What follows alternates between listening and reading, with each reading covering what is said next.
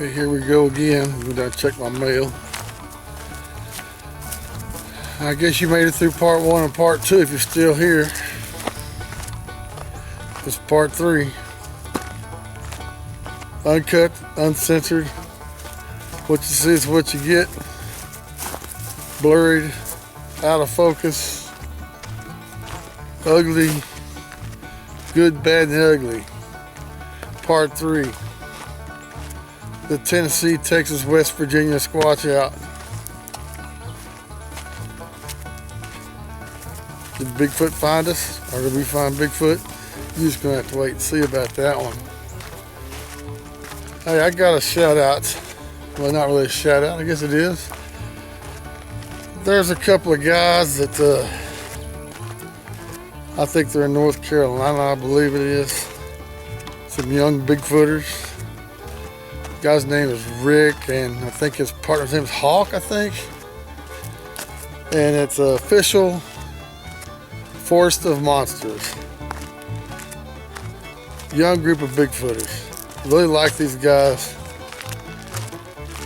And what's so cool about Rick is he was just trying to get to 300 subscribers. That's crazy. Let's get that guy on up there to 1,000 subscribers. I know with all your help, we can get up there pretty quick. Official Forest of Monsters. This is his YouTube channel. Y'all go over there and check him out.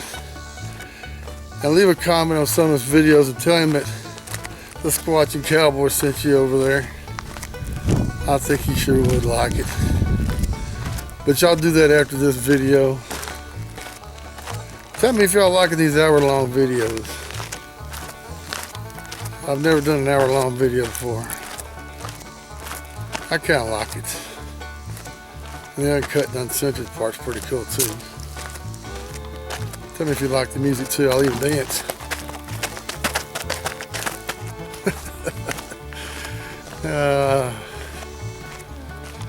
Alright, let's get on with it.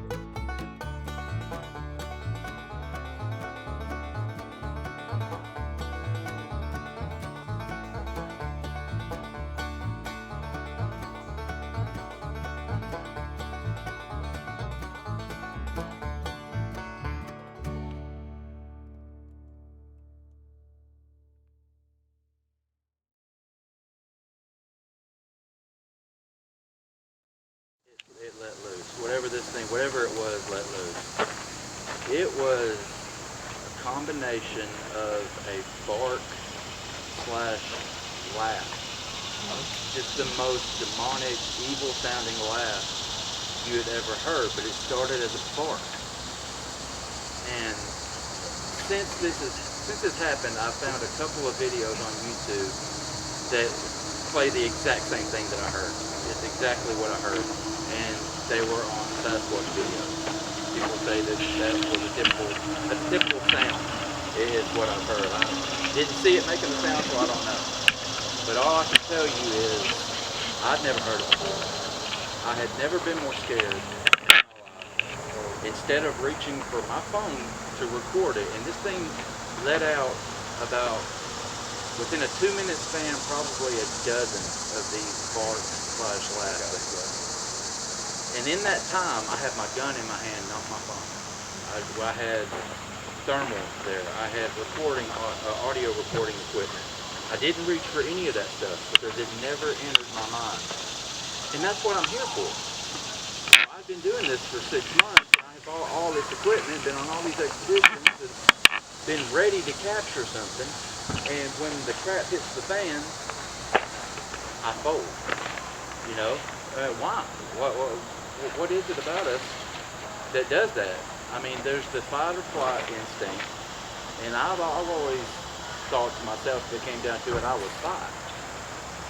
At that time, no, I was scared. I was not going out there. I had my gun in my hand, and I got on the radio, and I said, "Do y'all hear that?" He said, "Yes, we heard that." I said, "Y'all need to get back here." Like I said, they weren't gone 10 minutes. And they came back. They had never heard a sound like that. It wasn't coyotes. It wasn't dogs. I don't know. I don't know what it was. If you guys are familiar with Thinker Thunker, and most of us are, he has a video of a Native American fella on a reservation, and he's holding the phone up to his face, and he's talking about this cackling. The cackling, that's what they called it. Bigfoot cackling or something like that. But that laugh that you hear in the background, that's what we were hearing from not very far away. So it's very, very understandable to me, at least, why there aren't as many good pictures. Because people are scared. I mean, your first instinct is to protect yourself, not to get evidence. Yep. And the crazy thing is, with the area that he was in, when he told me this, I started researching, looking the area up, which I was found, as some of you know, I didn't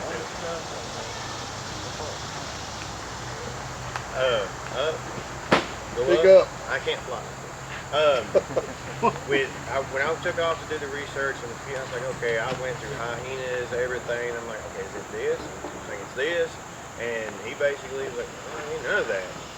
Okay. Well, as some of you know, I'm an independent wrestler on the side. And one of the guys up in Pikeville actually lives in Georgia and is part of a Bigfoot group, or was a part of it. And I told him the area. I didn't tell him the side. I said, it's in Bartow's, Canton. He said, we're a Dogman area. And this is where I first started hearing about Dogman. And I was like, okay, Wayne might have had an encounter with a Dogman possibly. Because he said they're all over the place. Wow. And then I went and looked up this Dogman thing and looked into Bigfoot sites. I mean, it's I-75. There's hits everywhere of both. And I'm like, okay, why is this area so keen? Which there is a lake there, so there's water source. And the area that little spot, we actually camped next to a cemetery, which is known that Bigfoot supposed to hang around cemeteries. And that's not the only one we've had. We had Blue Ridge, where the military decided to flex their muscles. You know, we have that one, which is a small cemetery. And this one that he's talking about, it's actually still active. And they have I think the oldest one is the one that's a stone grave, ain't it? It's back in 1700. Yeah, to see it is cool. It's a massive stone grave. But the first time we ever went there was in the winter, and we had things across from the water, something going through the woods. And then we was actually chilling around the fire, and I remember, and I know I freaked him out, because I'm sitting here, I'm wrapped up in, it's cold. It's 10 degrees. Yeah, it was cold. Bitterly cold. I'm wrapped up, just sitting here next to the fire. We're just chilling, talking, thinking, you know, what we're gonna do tomorrow. And I legitly hear from this side, and that's across the, I hear, hey. So I looked it down, I said, y'all just say something? Which, even though I heard it coming this way. No, I said, dude, I just heard a hey coming from this field over here. And that's where also, I think, believe, that night, or that day, y'all found you got a casting, didn't you? That might have been a different time. It could have been a different spot. I think me and him, when we went on our first expedition, I think it was just me and you up in the mountains, Pigeon Mountain, which was kind of crazy. That was actually a kind of crazy lead. I actually met up with an old person and his wife by a kerosene heater from my rental house. And I told him, I gave him my card. I said, this is what we're actually doing is we're putting tent to keep warm. In the mountains, it was the coldest time we've ever been. And the guy literally didn't hesitate. He said, well, you ever been up to Lafayette Mountain? North of Lafayette. And I was like, I didn't know Lafayette had a mountain. I know I go over a mountain, but I didn't know it was Lafayette Mountain. He said, back in my day, it was Lafayette Mountain. I said, okay. He said, I coon hunting up there a long time ago. Okay. He came up and he said, I got chased out by something. And when he says chased out, I said, what do you mean by chased out? He said, well, let's put it this way. I seen trees going on my side, running down a trail with my dogs, trees, rocks, and growling before we ever got out of the spot. Okay. So I said, right, let's go. Yeah, it wasn't the next week, I think. It was just me and him. This was probably when Manimal got on the map in a way, I would say. This one was the big one. We got up there, we found this great spot next to the lake, and then, which now the government has it closed up there for some odd reason. We found this spot, and it's perfect, it's 10, that's where you see this on the website, you see it by 10, that's the spot. And we're chilling, and we're going to bed, and we go out and do our little thing. You know, we come back, we didn't have nothing. So that night we left the recorder on the table. Yeah, well, let's back up just a little bit. That night, something happened. There was a missing hiker, or it was the last day of deer season. Yeah, that's right. And there was a hunt that weekend, and we didn't know about it, so we were disappointed when we got there. Like, there's going to be hunters everywhere. We're not going to get anything. But we already had all of our stuff up, and we already had all of our stuff packed and everything, and decided, you know, there's no way that we can turn back there. That's a long drive. Okay.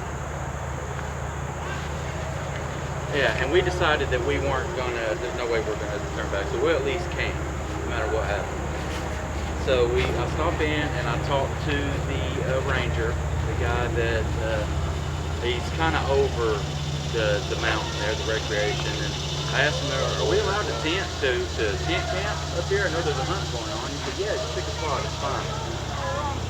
And so yeah, he's a real nice guy, super friendly. He's a younger guy in his mid-20s probably. And we get to talk to him for about 20 minutes, and I finally get comfortable enough that he's not going to call me crazy and laugh at me. So I asked him, do you know anything about any Bigfoot sightings up here? Have you ever heard anything about Bigfoot? Because that's what we're doing. We're up here we're camping and we're looking around, seeing what we can find out. And he said, no, his demeanor didn't change. He said, no, I've never heard anything to do with Bigfoot, but there are gnomes up here. And I laughed, I smiled, I said, a gnome? You mean like a little person? He said, yeah. He didn't laugh, he didn't smile, he said, yeah, I'm serious, I'm dead serious. People, more than one person, has talked about little gnomes, seeing little people running around in the woods. So, I thought I'd throw that in, it has nothing to do with anything. But that's another cryptid that someone said that was up there. So anyway, we get up there and it's the last day of hunting, and it's starting to get dark, and we notice an ambulance flying down the road. And in front of that ambulance was a ranger, like kind of guiding. A couple minutes later, another ambulance goes by. 2 or 3 more rescue vehicles start going by. Something is going on. Something's happening. So we're discouraged now. There's too much going on with us now. We're not gonna get anything. And we're out walking around a little bit, and there's a helicopter flying over us, and it's flying low. And we think that he was like shooting thermal, trying to look for. I put all this together. We come up with a conclusion: a runner got hurt, and maybe a hiker got lost, or something like that. There was a lot of attention up on this mountain at the point that we're trying to make. So we're discouraged. We've been excited about this spot, looking forward to it. You got it? Come on. Come on. So we turn in early. Early for us back then was 1. You're still on the ground? We turn in early, and before we do, I decide I'm going to leave my voice recorder out on the table. And I put it on the table, and I covered up with this bag of chips. We had bought one of the little individual bags of chips you put your kids' lunchbox in school with. Bought a big pack of those, and we set that on top of the recorder, and we go to bed. And on the recorder, you can hear our voices. You can almost hear what we're saying. It's coming in so clearly.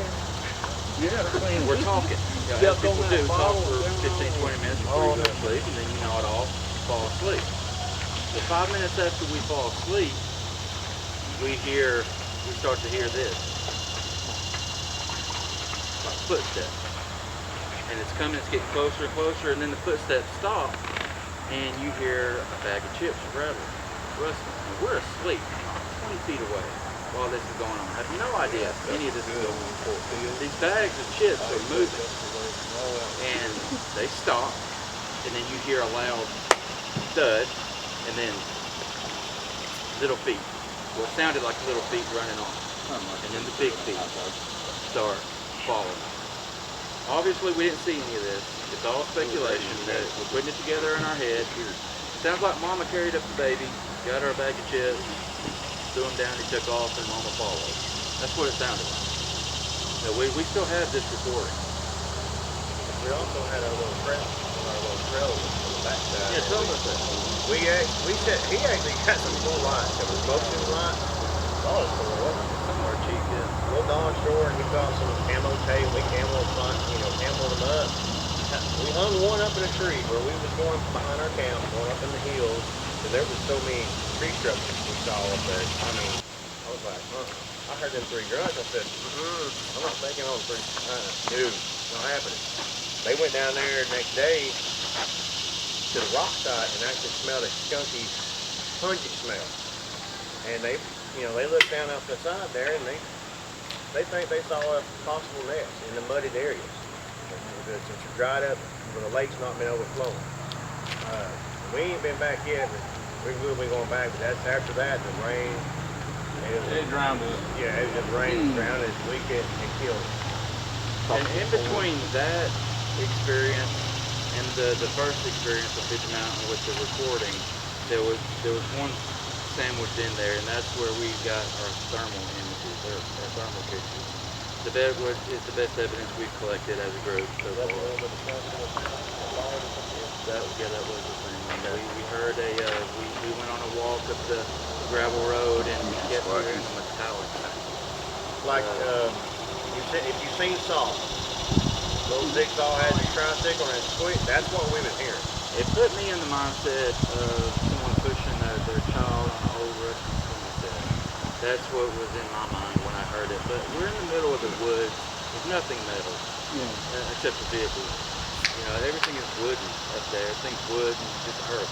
Yeah. So there's no reason that a metal sound, and I don't know how that correlates with Bigfoot or even if it does, but I've heard that before, that people will hear metal sounding stuff. So we did hear that night on our walk, and we got whistles. We got those on tape. We also got a tree knock on tape, but the most impressive thing that we got was the thermal images of something very large doing what I typically do, I can't stand still. It's doing this. It was doing this the whole time, probably from here to my campsite over there. That's how far away it was. And something small was scurrying back and forth. And it was 10, 12 degrees that night. I don't know if that has something to do with not being able to keep my FLIR charged, but I would get 10 minutes worth of battery out of my FLIR and it would die. I'd go run, plug it back up to the charger, and we'd go, please don't leave, please don't leave, please don't leave. Let it charge for about 20 minutes, plug it up, and they were still, we'd go back and they were still in that general area. We did that once or twice, 2 more times, and then when we came back that last time, they weren't there. Whatever it was wasn't there anymore. But I do have pictures I can share with anyone. They're on our website. I posted them to the group. But interestingly enough, we were in the exact same camping site, camp spot, where we got the recording. The recording of what sounded like Mama and Baby. And then a month later, we think we might have filmed Mama and Baby. You know, third one, wasn't it? Yeah, Rick had a... Yeah, I'm not sure about that. I can only speak to what we had, right. what we had on camera. So yeah, that's probably the best evidence that we have. And since then, we've come to this area, and I have collected a clump of hair. It was in these woods right here. I found it 7.5 feet off the ground. It was up here, just this clump of brown hair that stunk. I mean, when you open the package now that it's in, it stinks. It still has a smell to it. And if you hold it up, it's like blends in with the background. It's really interesting. I'm trying to find the right person to send some of it to get it, you know, tested, evaluated, and it's just hard to know who can trust when dealing with that kind of evidence. But yeah, that's been us today. We've had other experiences, but we're not going to bore everybody with them. And if you guys have any questions, Did you ever look on the back of the hair, nail, dog hair, or And the one that's the butt touching? yeah? No, it never crossed my mind. It was just basically, I had the boys that were ready to fish, cooked. I had to get breakfast cooked, and you know, we did go back there and look for trash, but we didn't really, in my mind, it didn't cross my mind. No, I don't think so.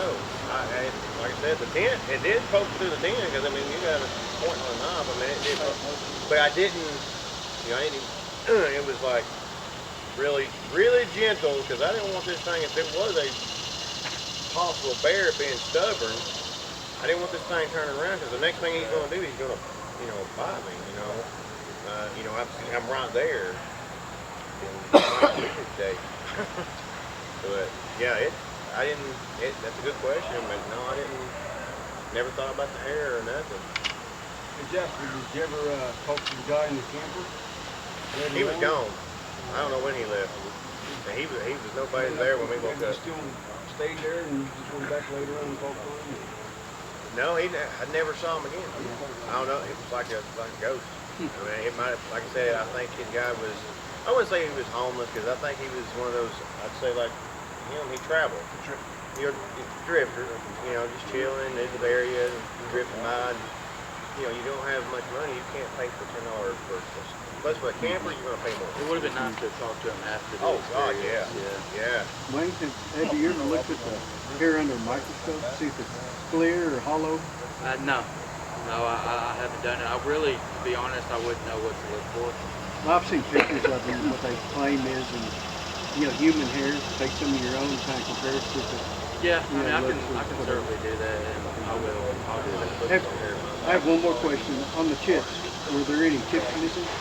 Well, we don't know, because You we didn't count the bags. We didn't take an inventory of what was there. They were too excited. Yeah, I understand. And to be honest, we didn't know that any of it happened. I didn't know any of it happened. Yeah, so until it would have been after the fact. a week Yeah. later. You would have eaten them all and then Only realized thing it. we knew was what happened with Right. the trail. Like there's something Okay. happened. And it was a week later Yeah. when I reviewed the audio that I found out that anything happened. Hey, Bear, did you want something? Yeah, I was just wanting to volunteer to pull the hair out of his beard. I was thinking like I said, I'm not. I just figured my beard brush. There's enough of it. Anybody else got anything? When the Bigfoot or alleged Bigfoot sat on the tent, did it leave a mark? Like when you guys got out the next day, what did the tent The look like? ground was in a shape of, it looked like a butt. It looked like, I mean, Was there dirt? Huh? Was there dirt and stuff there? It was a small dirted area. Okay. It was dry. That's why I was hoping to see footprints. Usually deer, their hooves will stick in the ground. Sure. There wasn't no deer. There was no footprints, but because you had tree roots there that he could, probably step and not leave nothing. If it was, well, I know it was a Bigfoot, but yeah, there was a Indention of a butt. indention, small indention. I mean, you barely could see it. But at that time, like I said, it's the same way as the camera thing. It's like, let me get, let's get that, pack our stuff, get out of here. We was going to stay again. When it was like after that, it was like. Did you catch any fish? Huh? Yeah, Did we you catch caught any fish? last night before. Right on. We had them. We had a few. I did cook some up, and we did have the bones and stuff out inside there. So that's why I was like, here, this thing stopped by, and it was on its way to the mountain. Because I mean, it's on the main. There's a main road right here. You got the railroad track. You got the lake, and it cuts off and goes up the mountain. The regular road there. But you cut off to the right here, he can come to the mountain and go across that road, and boom, he's back in the woods. Is that in Tennessee? Huh? Tennessee? Yeah. Nick and Jack Lake, wasn't it? Yep, outside Nick Jack. Yep. Cool. That camper said they vacated right before y'all got out. They were gone before I ever got there. I mean, like they need something up, they cut it. I mean, he had a fire. I mean, when we went to bed, he was still there. But the next morning when I got up with my son, they were gone. Didn't hear nothing crank up, nothing. Why? You're right, man. They thought we. But that's what I was thinking is, this thing, like when we got into talking about infrasound, and I felt relieved and calm and safe, this thing could have just done an infrasound hit on all of us and knocked us out. Wow. And we woke up and okay. Connor, there's your lost time again. Yep, times. That's the only thing I can't really explain. We didn't hear the camper crank up, and it wasn't no fancy, camper. It was a drivable camper, older model that you would think, make noise, you crank up. I think a lot of people would question. A lot of people have questioned how someone would be able to just go to sleep with something sitting on their tent. I mean, that was my original question too. So. I mean, whatever it was, it hit me with something to calm me down and say, okay, relax, go to sleep. That's amazing. There's been a lot of stories like that they calm down before it's in like dire moments that they so Well, you said the guy that was in the camper next to you was gone when you got up. What time did you get up that morning? It's about 8 o'clock.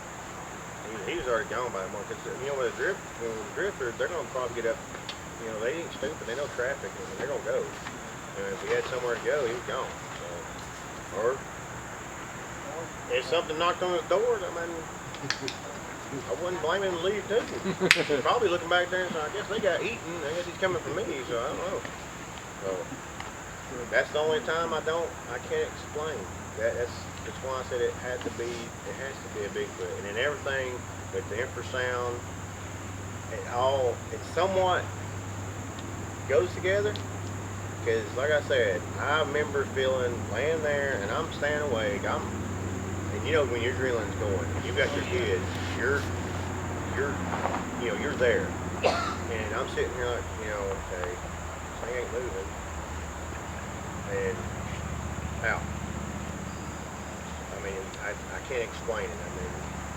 I mean, it's a good question. Like, well, how could you go to sleep with your kids there? Wake up one missing. Well, technically, my son was missing. He was out fishing already before I woke up. So, I mean, He's real worried about it. he didn't. That's all he did. And I was like, okay. The oldest one, he's wide awake until he just finally passed out too, and then I was last. Not really. Yeah. Go out and go fishing, and could be dangerous. Yeah. We just don't know how to Okay. Yeah, he's the spunky one. I'm going fishing, you know. Last year to leave, then all this stuff happens. That's why I'm like, anything happens, I'm going to be here for it. And they both know that I can come out. They can call me, text me, whatever they need to do. If they've got issues with something that's going on and they're having trouble, I'll be there. One way or another, I'll be there. We appreciate it. These are my brothers. And so we're going to give y'all 15 minutes. Go to the restroom, grab you something to eat, something to drink, whatever you want to do.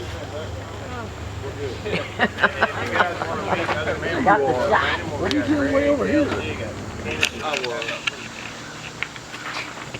Whoa. Is Connor eating everybody's food by now? Eat it all up. He's trying. It's just like when I first lived out in my car, everybody gave Go me ahead a and get the toilet trash paper. before you leave. Connor, I'll do the trash.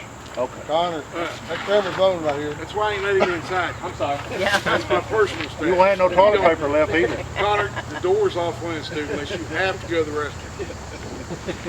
Toilet paper be gone, everything. Toilet paper. Well, the toilet paper's gone. He'll deal with the 5-foot-tall woman. Connor, it was nice knowing you, buddy. Well, guys and ladies. Yeah, so it's time to do with a good friend of ours. One of them Texas boys walks around wearing a cowboy hat, calls himself old, but he's not. He's fooling you. Don't listen to him. That's like, I'm older than y'all. We got the Squatchin cowboy for you next, and we're going to have him come over and lay to you what he's found, give his presentation for the TTWV. So, here we go, cowboy. Come on. Wait a minute. You're up. Does he have a card that turned on in there? Did you got your battery on? He don't have a card in there. He don't know how to put them in. Sorry, brother. It's all yours, buddy. Get a picture. I'm in a microphone.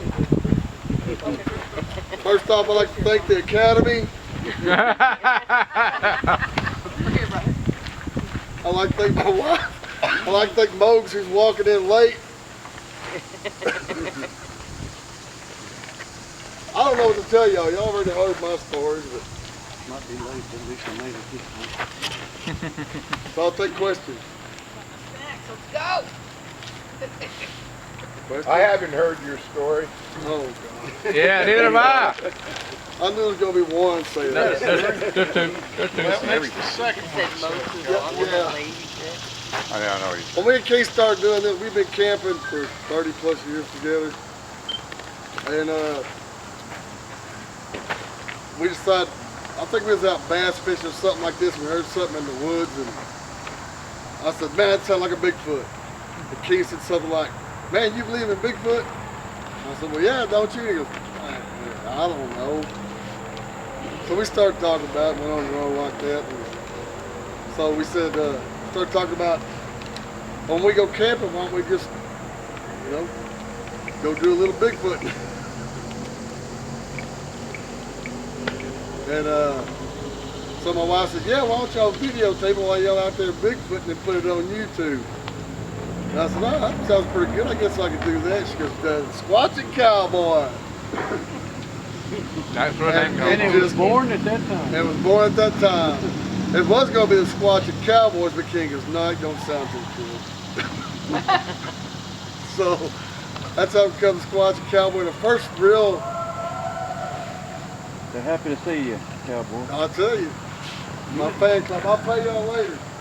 Yeah, everybody's going crazy now that you got up there. And our first real Bigfoot thing we did was in Three Rivers, Oklahoma.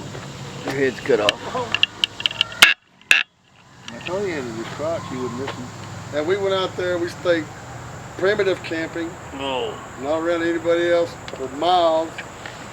We stayed out there for 6 days. What's it, 6 days? A long time, probably. We didn't hear nothing. We didn't see them. Of course, we didn't know what the heck we were looking for, or what to listen for, or what, you know. So I decided to, a couple of months later, decided to go up to Tallahena, Oklahoma, and check it out to go up there. Because somebody, a hiker, said he's seen a Bigfoot walking down one of the trails up there. So I went up there and scouted it out.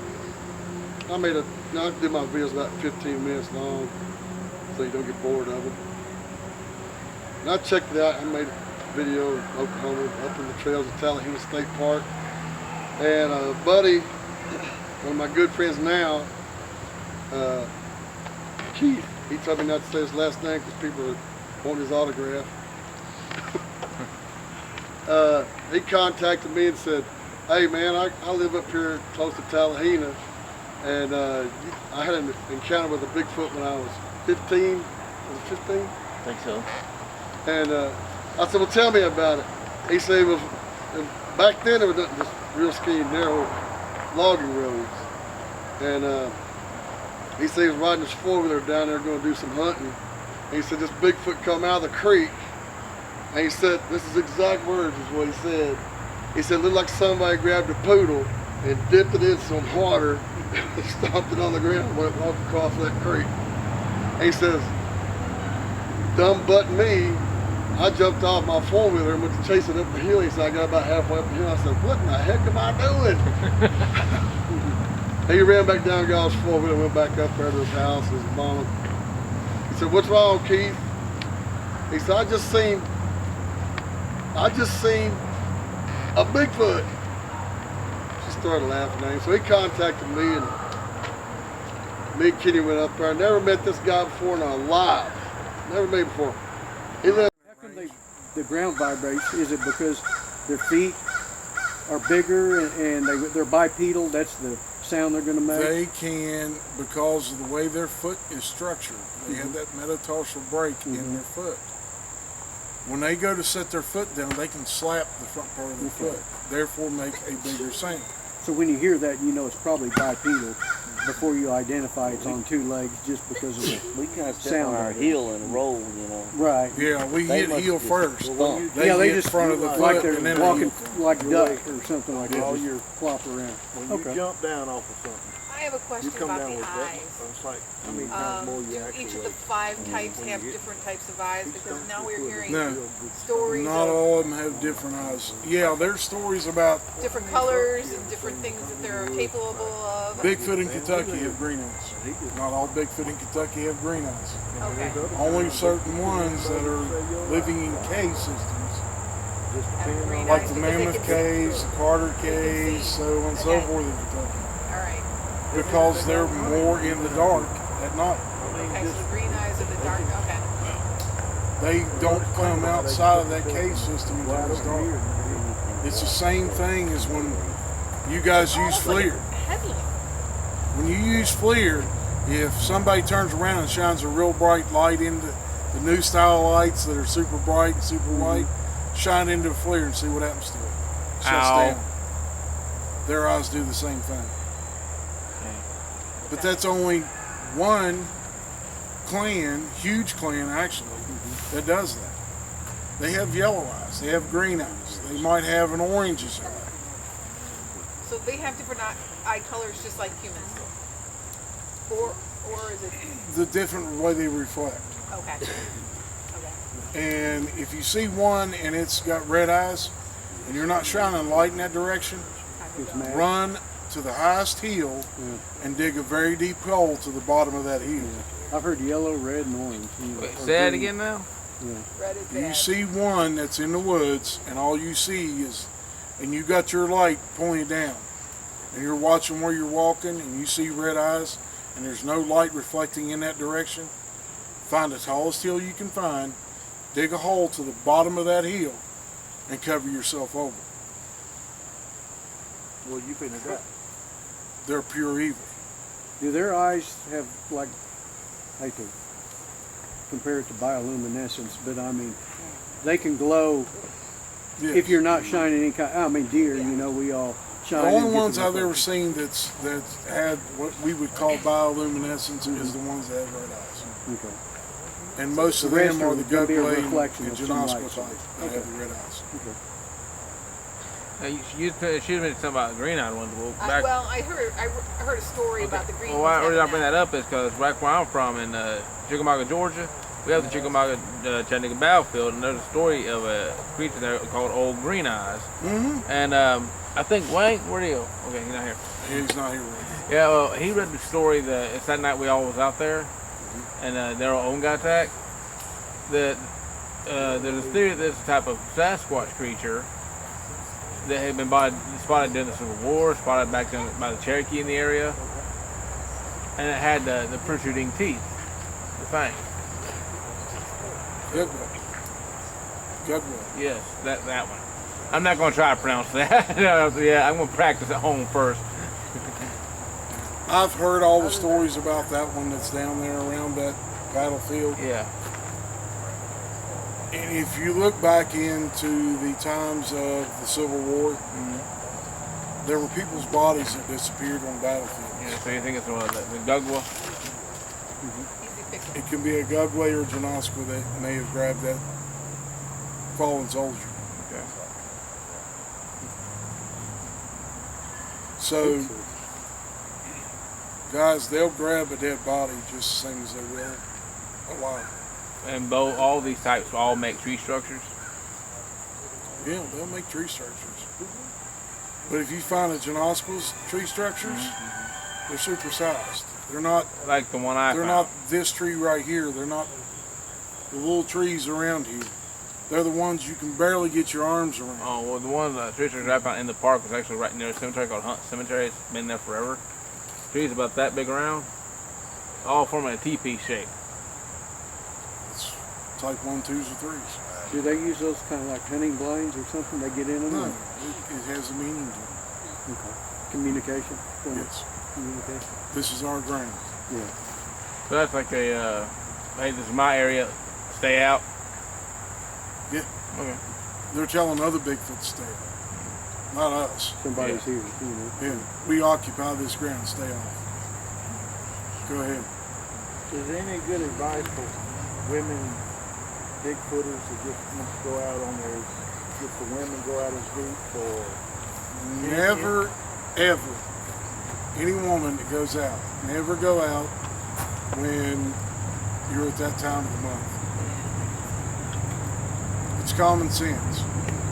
You never want to go out where there's bears because they can smell the blood. You never want to go out when there's Bigfoot around because they can smell the blood.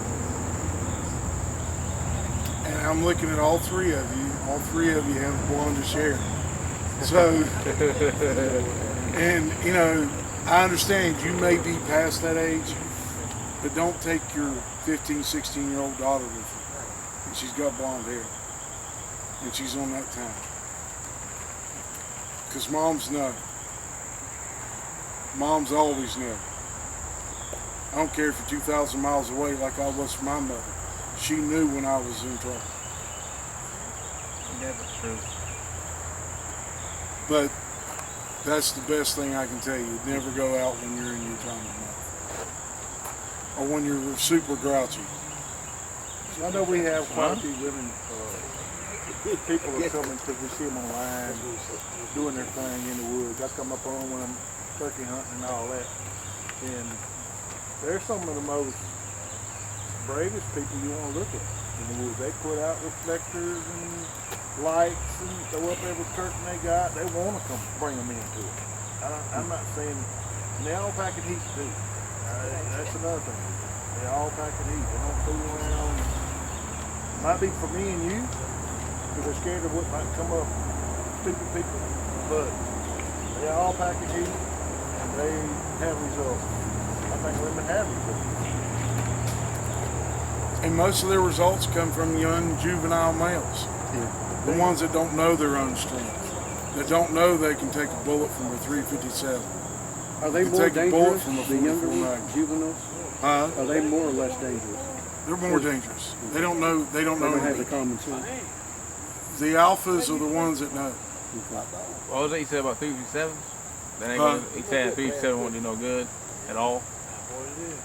357 is your last ditch effort. That means it's already got a hold of you. It's either got its arms around you breaking your back, and you put that barrel right in its mouth and pull the trigger 6 times. Ralph, your first encounter, did your brother and father believe you about your... My dad was the only one with me. And when I got back to the truck, my dad looked at me and went, "What's wrong with you?" Because according to my dad, I was white as this shirt. Yeah, go on. I don't blame you. I was that scared. I don't scare that easy anymore. Because I've seen it. Did he believe that you saw something? My dad ordered me probably 30 times before we got to the interstate to tell him what was wrong. Ordered. I listened to my dad. I couldn't tell him because I was sitting there in the passenger seat crying like a little baby that you had walked up and smacked their rear end because he done something wrong. That's over an hour.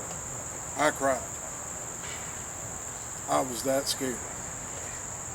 But it took for the scare to set in when I got back in the presence of my dad, someone I looked up to, someone I know that would protect me. And when I finally broke down and said, "Dad," and I looked at him and I had tears coming down my face, my eyes were all swollen, and my dad was telling me this at a later date. I brought the subject up to my dad again.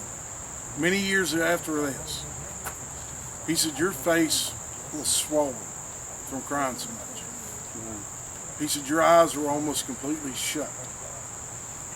He said, "I've never, ever seen you that upset." He said, "Even when you broke your fingers," and I broke 4 fingers in a football game, and they were all contorted in different ways.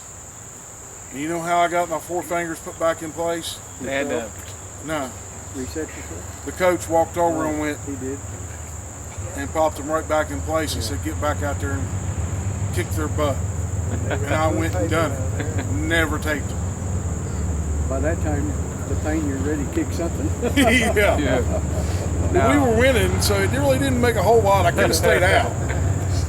But he said, "Get your butt back out there and kick that guy and get me 3 more sides."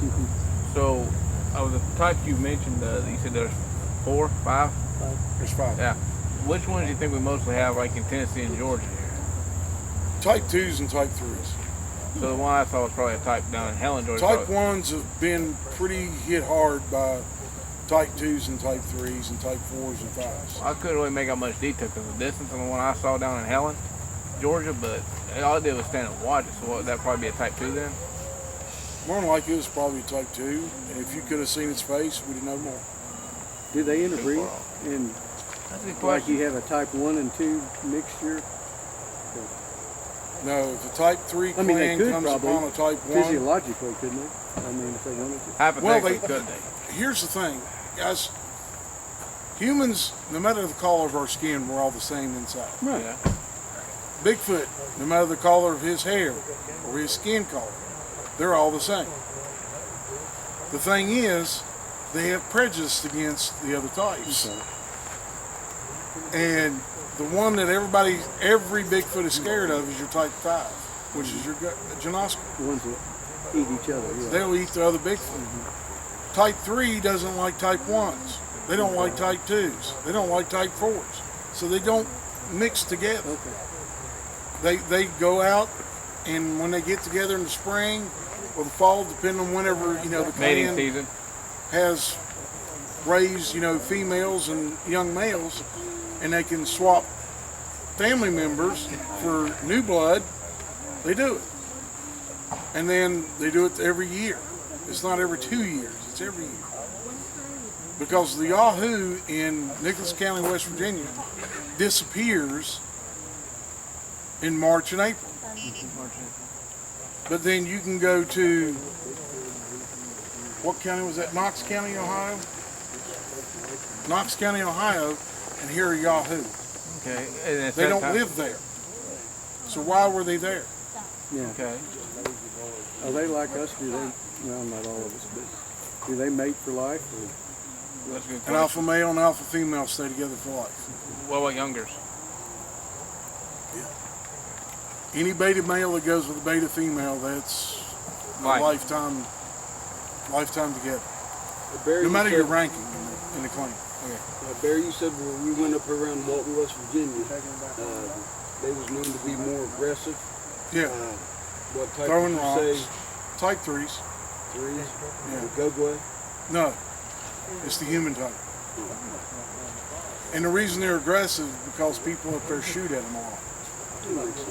I don't understand that because the ones you're talking about, the type, they're benign. They're not a threat. They don't go. 1, 2s, and 3s. Yeah. I mean, I can understand it's unknown. Most are afraid, but if they're not being aggressive, why attack them? Because it's guys in West Virginia that No, they're just wanna scared. shoot. Because they've learned. Let me that put it to you humans this are way. aggressive. Go to a gun range. Walk out there to a 100-yard target. See how many times you get shot at. Tell them they can shoot whenever they want. Find a place to hide. How many times you gonna get shot at, bud? A lot. Wouldn't you be shot, gunshot at that point? No, I'm saying why do you think people are being like that? That's what I mean. Because they don't understand what they They're are. scared. They don't understand what they're seeing. It's fear. They've been lied to all their life.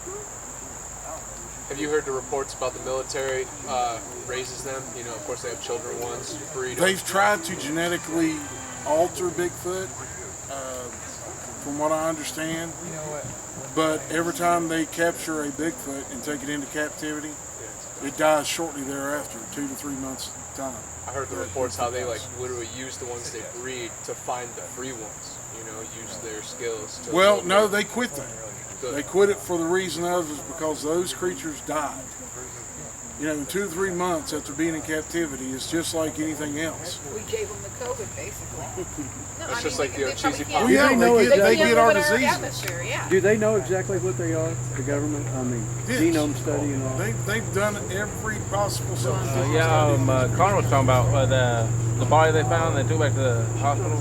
Yeah, that's the Ocheezy Pond Wild Man. They found him when he was alive, and he died 3 years later. So same thing. You know, once he's out of his element. Plus, they were doing like electroshock therapy there. There's a whole movie about it. Yeah, the Ocheezy Pond Wild Man died 3 years after captivity. The Kandahar Giant, though, is a very interesting story. The Kandahar giant is an actual giant. Yeah, from the Yeah, ancient like times. biblical giant. Yeah, kind of like Goliath. Yeah. Is there anybody who's collected enough information about a specific Bigfoot and decided the age range of these things is this many years? Well, the Bigfoot, I'll give you my estimation of how long they can live. Okay. The Bigfoot that I saw when I first saw it, had to be in its late 20s to early 30s. Okay. That is 37 years ago. Okay. So that Bigfoot in our age would have to be somewhere in its 60s Right. or 70 years old. It still looks the same as it did the day I saw it. Because I've seen it again. So in your experience In my with experience. this, it seems like these things have a wider, Longer lifespan. Kind of like reverse dog years. I hate to say that, like reverse. Now, the one show I watched with Janice Carter, she said that one of them told her they lived 120 to 150 years. That would probably be pretty I mean, good. That I sounds don't, about that's right just then. what Okay, she yeah. said. I don't know. that sounds about right then, you know, what he said. Yeah, because this Bigfoot that I saw, Still looks middle-aged. and it's still, and here's the thing, it recognizes me, Yeah. and I've changed quite a bit. I don't have hair now. I didn't have this goatee. So the one that saw you back then recognized you today? Yes. The last time we went out and did a video out there, it smelled me. And my wife can tell you, we heard a strange noise. And I never said a word to her about what it was. She said, well, what's that? And I shut up.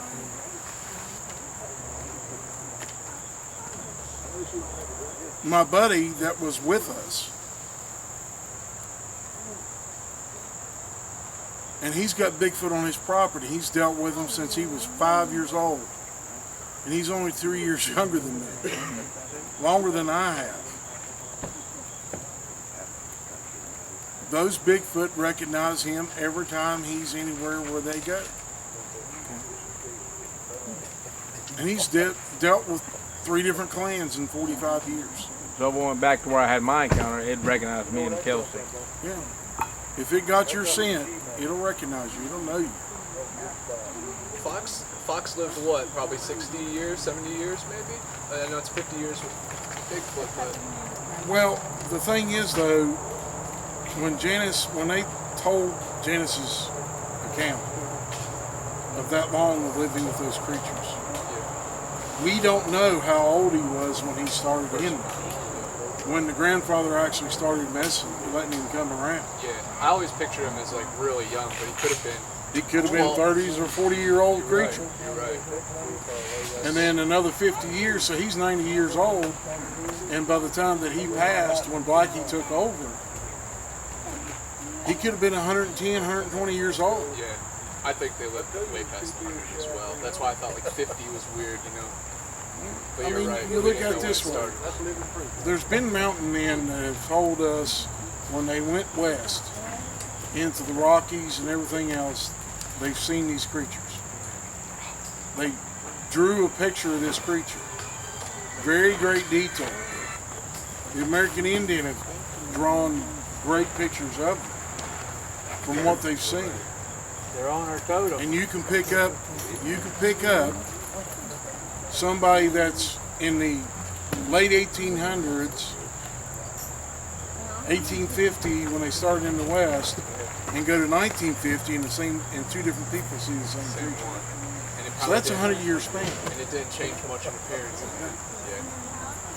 Bear, the type 5 you speak about, the Squatch. You said they're the biggest, baddest on the block. Are they like rogue? They just meander everywhere, or they're nomadic.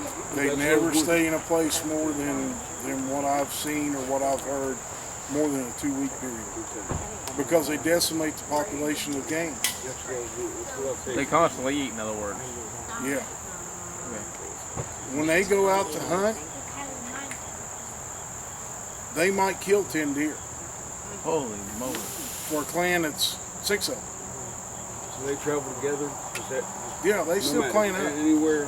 Every one of them, they either get into a family unit or a clan. Okay, they don't decimate the local clan and then move on? Or they just join that clan? No, you have to be related to be in a clan that stays in there.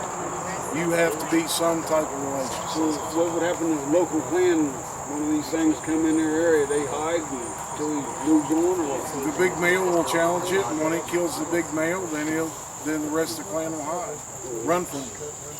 They may leave the area for a month and come back, but they'll come back. But then when they come back, they have another alpha in the clan because they've battled between themselves while they were gone to see who the biggest and baddest of them is now. And it's not always the alpha male's child. It could be a cousin. It could be a brother. all the jungle, biggest, strongest, baddest. Yeah. If you can't protect the clan, they don't keep you. They get rid of you. And it's sad to say, but if you are kicked out of a clan, you're pretty well banished from all other clans. So what happens is if a young male gets banished, they go find and steal a female from another clan. And start a whole new And they run. They won't fight. They won't stand and fight. They'll run because they know the big males will kill them.